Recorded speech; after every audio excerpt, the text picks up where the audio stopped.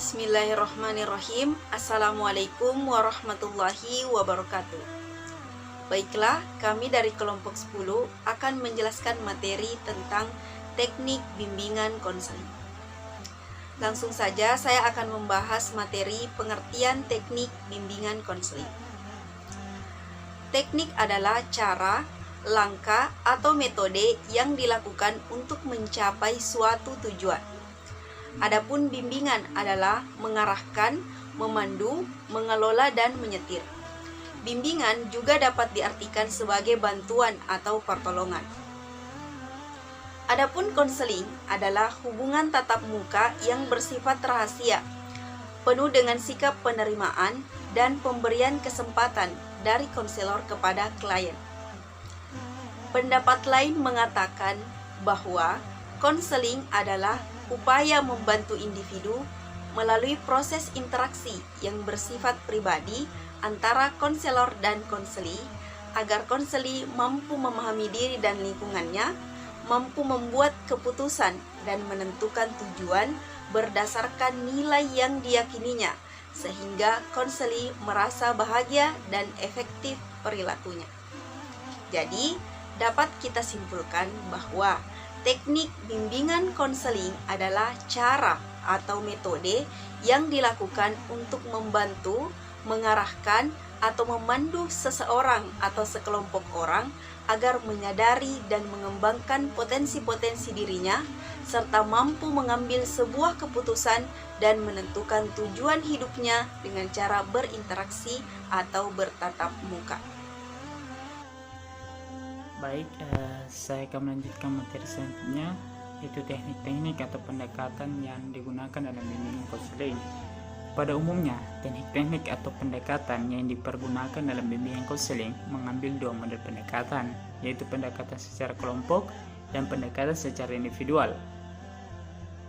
Model tersebut antara lain: pertama, bimbingan kelompok.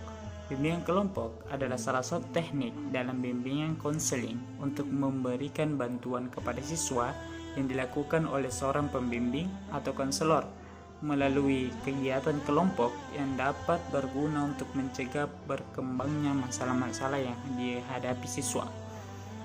Teknik ini dipergunakan dalam membantu siswa atau sekelompok siswa memecahkan masalah-masalah melalui kegiatan kelompok, yaitu yang dirasakan bersama oleh kelompok, atau bersifat individual, yaitu dirasakan oleh individu sebagai anggota kelompok. Beberapa bentuk teknik khusus bimbingan kelompok. Yang pertama, homeroom program, yaitu suatu program kegiatan yang dilakukan dengan tujuan agar guru dapat mengenal peserta didiknya lebih baik, sehingga dapat membantunya secara efisien. Kegiatan ini dilakukan dalam kelas dalam bentuk pertemuan antar guru dengan siswa di luar jam-jam pelajaran untuk membicarakan beberapa hal yang dianggap perlu. Dalam program room ini hendaknya diciptakan suatu situasi yang bebas dan menyenangkan, sehingga murid-murid dapat mengutarakan perasaannya seperti di rumah.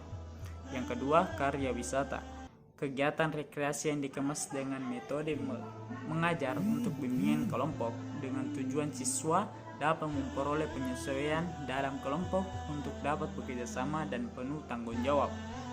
Yang ketiga, kegiatan kelompok. Kegiatan kelompok merupakan teknik yang baik dan bimbingan karena kelompok memberikan kesempatan kepada individu untuk berpartisipasi dengan sebaik-baiknya.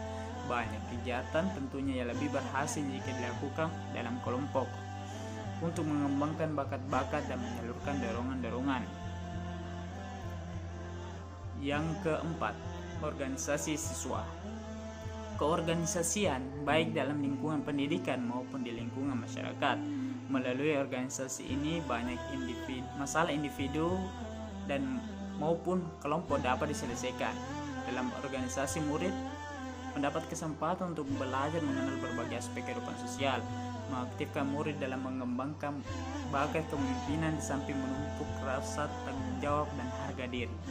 Yang kelima, sosiodrama. Sosiodrama dipergunakan sebagai suatu teknik dalam memecahkan masalah-masalah sosial dengan melalui kegiatan bermain peranan.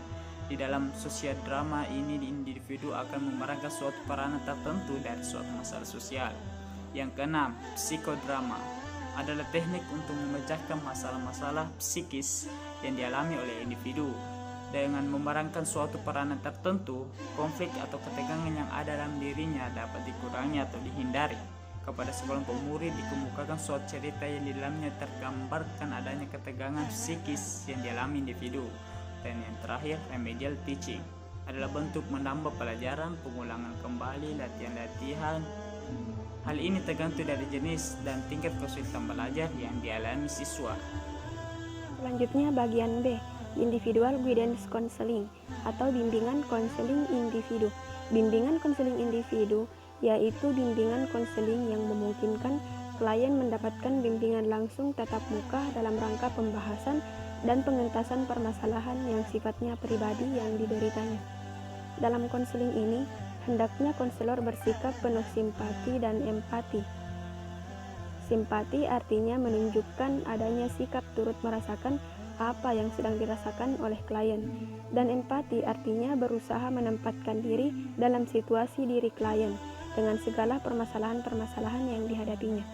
Dengan sikap ini, klien akan memberikan kepercayaan sepenuhnya kepada konselor, dan ini sangat membantu keberhasilan seorang konseling.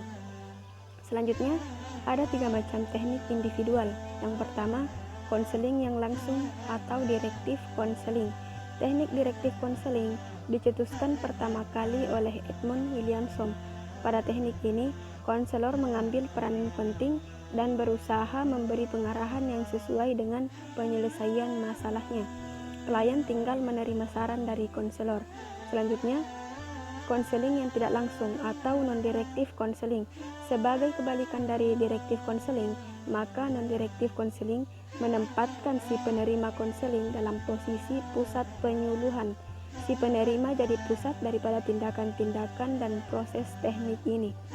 Konselor hanya mendengarkan, menampung pembicaraan, sedangkan yang diberi konseling mengambil peranan aktif berbicara bebas. Selanjutnya, konseling eklektik adalah campuran dari direktif konseling dengan non-direktif konseling. Pada elektif konseling, konselor menampung pembicaraan dan penyaluran semua perasaan kekesalan. Di samping konselor juga memberikan pengarahan dalam mencari dan menemukan pemecahan persoalannya. Itulah materi dari saya. Terima kasih.